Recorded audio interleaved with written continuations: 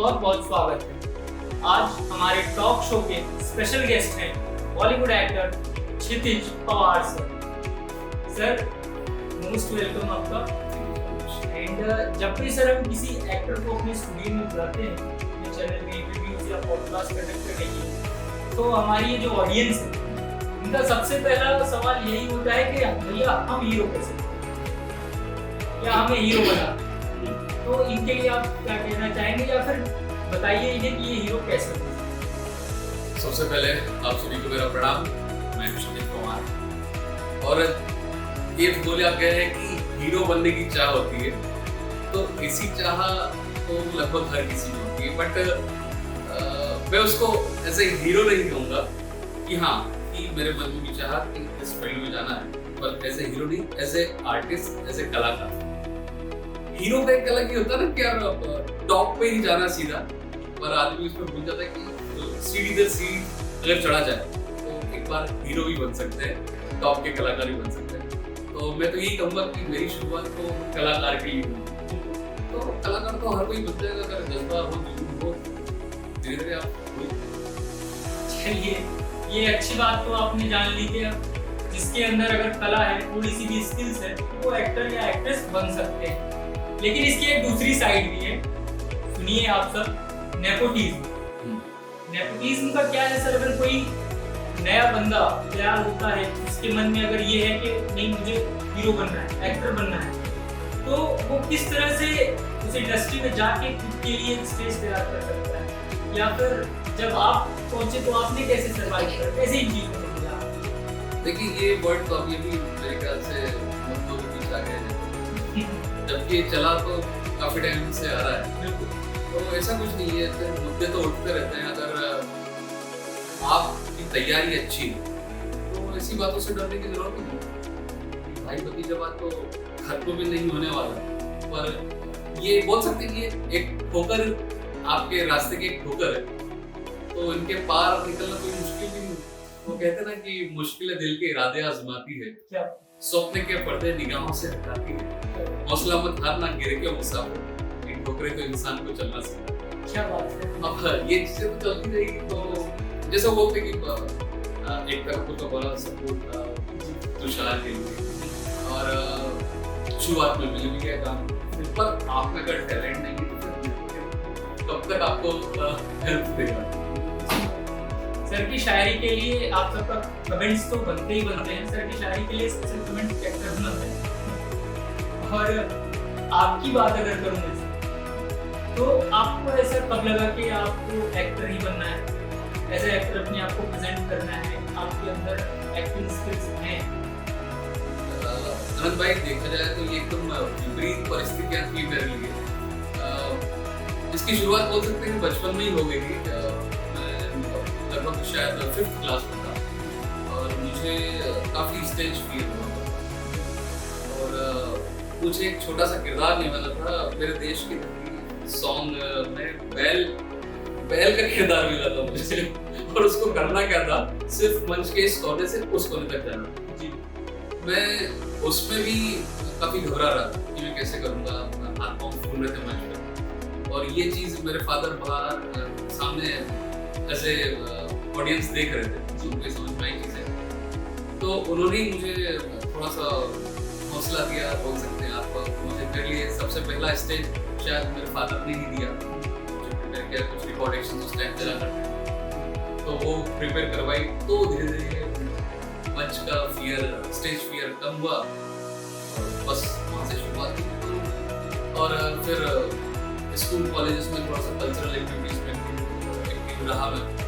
वहाँ से लगा कि हाँ इस क्षेत्र में जा सकता हूँ, पर इन बिटवीन कुछ घर की परिस्थिति ऐसी हुई थी, मदर का एक्सीडेंट हुआ था, कुछ जिम्मेदारी उस पर आ गई, और मेरा कॉलेज कैंपस में रिस्ट्रिक्शन हुआ, तब मुझे लगा कि यार मैंने एमसीए किया है खालसा कॉलेज से।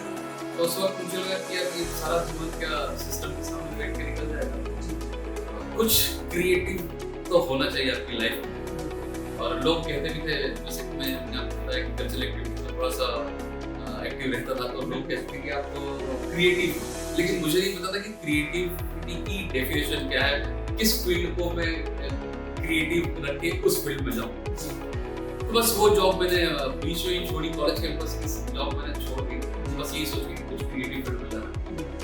फिर मैंने प्रोडक्शन हाउस और उसमें एक्टिव रहते हैं, बहुत सारे कोर्स सीखे, प्रोडक्शन के बारे में,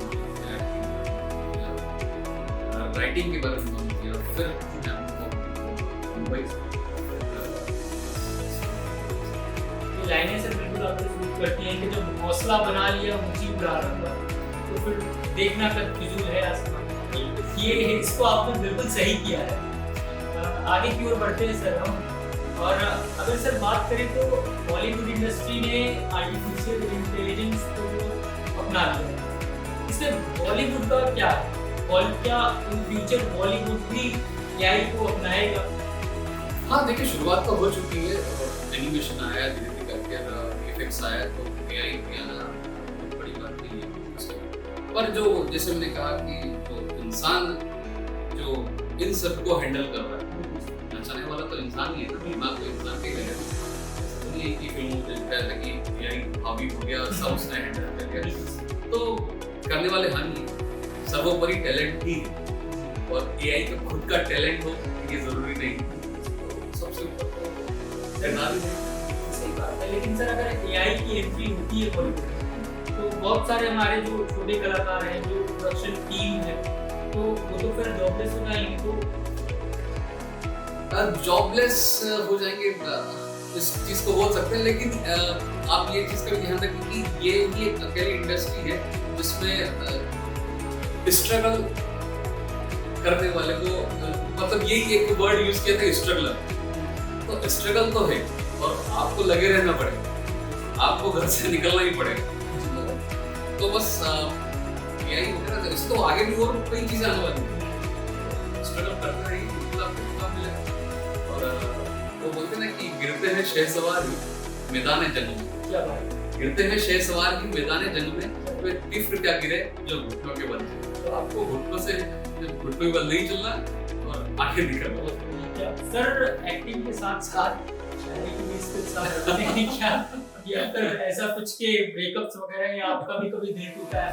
नहीं ऐसा कुछ नहीं, बस लिखने का थोड़ा बहुत शौक होता है। जैसे मैंने आपको बताया कि जब मैं मुंबई में उसके भी रहता हूँ, जब इंदौर की याद आती है तो कुछ लिखने की रख लेते हैं, हस्ताक्षर कर लेते हैं। बिल्कुल सर, इस क्वेश्चन का आगे क्वेश्चन का बिल्कुल ऑब्वियसली आपको जवाब देना पड़ेगा। आपने पीछे आपके कभी ब्रेकअप्स या फिर डायरेक्ट शादी, कोई लव या फिर कोई रिलेशनशिप? इस मामले में मैं बड़ा ऐसा बिल्कुल नहीं सोचिएगा कि बंदे ने मुश्किल डाल दिया, क्योंकि मुश्किल मैम भी ये शो देख सकती है। नहीं बिल्कुल देखती, तो मैं वही अपने आप को खुशकिस्मत समझूंगा कि मेरी लाइफ बड़ी सॉर्टेड रही इस मामले में। फैमिली का अच्छा खासा सपोर्ट मिला। मेरे अप्रॉक्स में 27 इयर्स का था जब उसके पहले भी मैं मुंबई की जॉब कर रहा था, और जब घर से प्रपोजल आया मैंने बताया कि मदर एक्सीडेंट हो गया था, उसको प्रपोजल आया, जो घर वालों को पसंद है वही मेरी पसंद है। और बट ऑब्वियस है कि जब आपको फैमिली का सपोर्ट मिलता है तो एक आपका जीवन में अलग एक जुड़ाव रहता है, तो ये अच्छा रहा। और फैमिली की जब इन्वॉल्वमेंट हुआ मेरी लाइफ का, शी इज डॉक्टर ट्रेनिंग है, और उसके बावजूद इस फील्ड के बारे में उनको पता है कि इसमें स्ट्रगल काफी है। तो अरेंज मैरिज होने के बावजूद हमारे रिलेशन में कहा जाता है इनमें तो ऐसा प्यार है जैसे कि लव मैरिज। हाँ, तो ये मैं इस चीज का बोलता हूँ कि मैं सुखी हूँ इस मामले में। बहुत बढ़िया सर। एक्टर क्षितिज पवार, ये नाम आपने सुन लिया और बहुत अच्छे से आप परिचित भी हैं इनसे, लेकिन इसके अलावा सर का एक दूसरा किरदार भी है जिससे मैं आप सबको परिचित करवाऊंगा, चिंटू इंदौरी। अब आप लोगों में से जो इंदौर से होंगे लोकल, वो शायद जानते भी होंगे, जो ना हो उनको हम बताएंगे। सर चिंटू इंदौरी कौन है, और चिंटू इंदौरी जब इंदौर में होता है तो एक्चुअल में इंदौर में क्या होता है? हुआ ये कि कुछ समय पहले जब एक रेडियो की कंपटीशन हुई थी जी चैंपियन मतलब इसके नाम से। जी तो उस वक्त कुछ मैंने कंटेंट लिखना शुरू किया था। तो उस टाइम ऐसा लगा कि यार इंदौर से हैं और कुछ इंदौरियत अपने में है, उसको निकालने के लिए क्या किया जाए। तो बस एक फिक्शनल कार्टून बनाता था, उस पर कुछ कंटेंट लिखता था। जब से चिंटू इंदौर की शुरुआत, चिंटू मेरा निकनेम है और इंदौर से मुझे इंदौरी मैंने टैटू भी दिल पे इंदौर का बना रखा है। क्या बात है, बहुत ठीक है। बस वहीं से चिंटू इंदौरी की शुरुआत। सर चलते चलते हमारी ऑडियंस के लिए कुछ लाइनें हो रहे या फिर कुछ सजेशन देखिए कि जैसा शुरुआत सोशल हीरो बनना चाहते हैं, तो जब मुझे होता है कि इस फील्ड में इतनी भ्रांतियां हैं। आप जो लोग कलाकार इस फील्ड में जाना चाहते हैं तो काफी बताया जाता है कि आपको ये होना चाहिए, आपको आर्टिस्ट कार्ड होना चाहिए, आपका बेसिक क्लियर होना चाहिए, मतलब बहुत सारी ऐसी चीजें बताई जाती है जिसमें कम उम्र के लोग भी शायद फंस जाते हैं जिनको ज़्यादा आइडिया नहीं होता इस फील्ड के बारे में। बस उनके लिए कहना चाहूँ कि आप अपने आप को एक कहा जाता है कि स्व आकलन बहुत जरूरी है।